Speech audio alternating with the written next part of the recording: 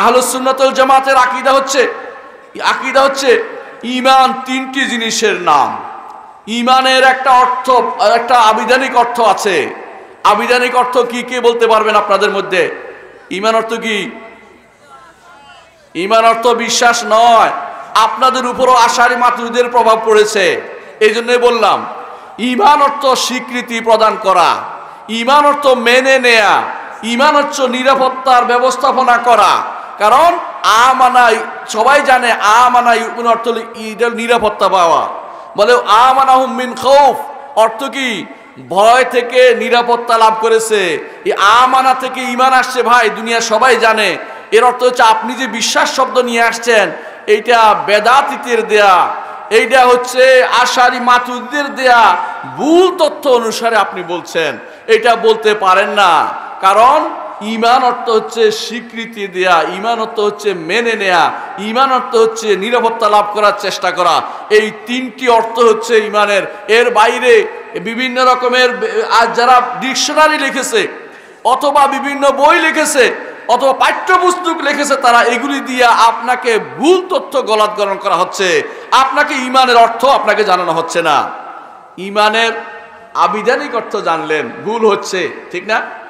এখন একটু শোনেন, ঈমানের শারঈ অর্থ কি, শরীয়তগত ঈমান কাকে বলে। আশারীরা সিদ্ধান্ত নিয়েছে যে তারা ঈমান অর্থ বিশ্বাস বলবে। এই জন্য তারা মনে করে কারো অন্তরে যদি কোনো ঈমানের একটা অংশ থাকে, সেই ব্যক্তি ঈমানদার হয়ে যায়। এই জন্য তার মধ্যে কেউ মুরজিয়া হয়ে গেছে।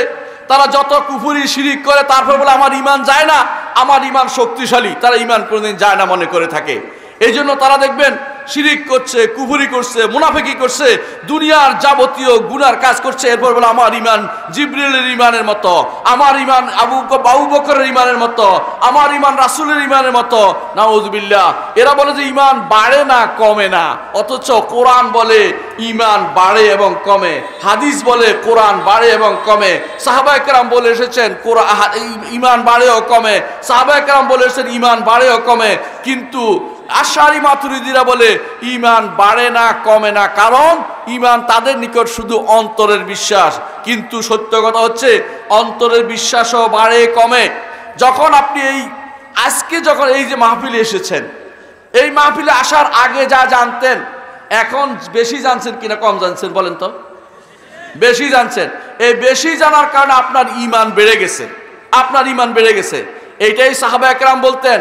বুখারী শরীফে আসছে, আপনারা জানেন, সহিহ বুখারীতে আসছে, সাহাবায়ে কেরাম একে অপরকে ডেকে বলতেন হালুম্মু নাজদাদ ঈমানানা, আসো আসো আমাদের ঈমান বাড়িয়ে নেই।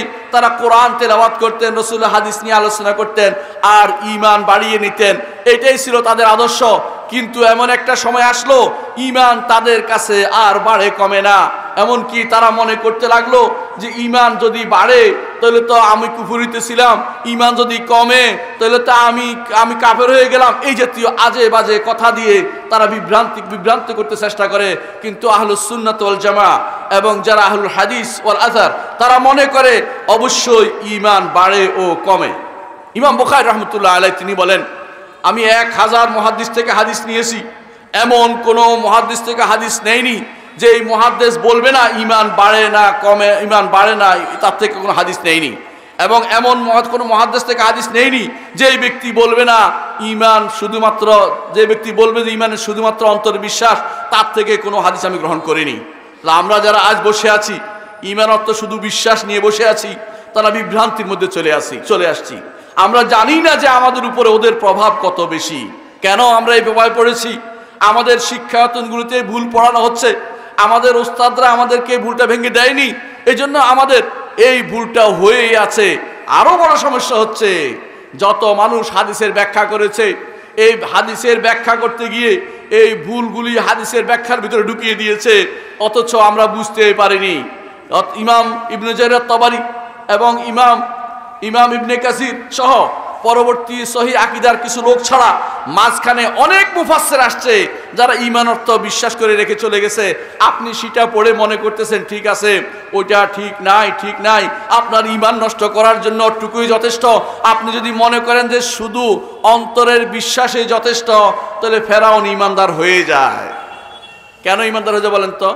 আল্লাহ বলেছে ওয়াজাহাদু বিহা ওয়াস্তায়কানাতহা আনফুসুহুম যুলমান ওয়া উলুওয়া, তারা অস্বীকার করছে মুখে, দৃঢ় আছে অন্তরের ভিতরে দৃঢ় বিশ্বাস রয়েছে, তারপরেও ফেরাউন সবচেয়ে বড় কাফের। ঠিক কিনা বলেন? সবচেয়ে বড় কাফের কেন হলো? কারণ সে মুখে অন্তরের স্বীকৃতিকে মুখে বলেনি, কর্মকাণ্ড পরিণত করেনি। তিনটি জিনিস যতক্ষণ না হবে ততক্ষণ পর্যন্ত ইমানদার হওয়া যাবে না। তিনটি জিনিস থাকতে হবে। একটি হচ্ছে অন্তরের বিশ্বাস, মুখের স্বীকৃতি, কর্মকাণ্ডের মাধ্যমে প্রতিপালন। তিনটি জিনিস পরিপূর্ণভাবে থাকতে হবে।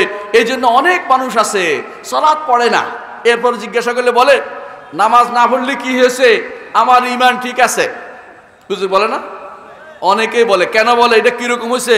দাঁত না মাজলে কি হয়েছে, আমার দাঁত পরিষ্কার আছে। এরকম মানুষ আছে অনেকেই।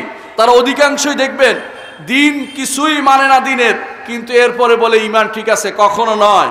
ঈমানের অবশ্যই ঈমানদার হতে হলে তিনটি জিনিস লাগবেই। একটি হচ্ছে অন্তরের বিশ্বাস, মুখে লা ইলাহা ইল্লাল্লাহ বলা, এবং কর্মকাণ্ডের মধ্যে একটি জিনিস থাকতেই হবে, তা হচ্ছে সালাত। সালাত হচ্ছে বাহ্যিক ঈমানের প্রমাণ, ঈমানদার হওয়ার প্রমাণ।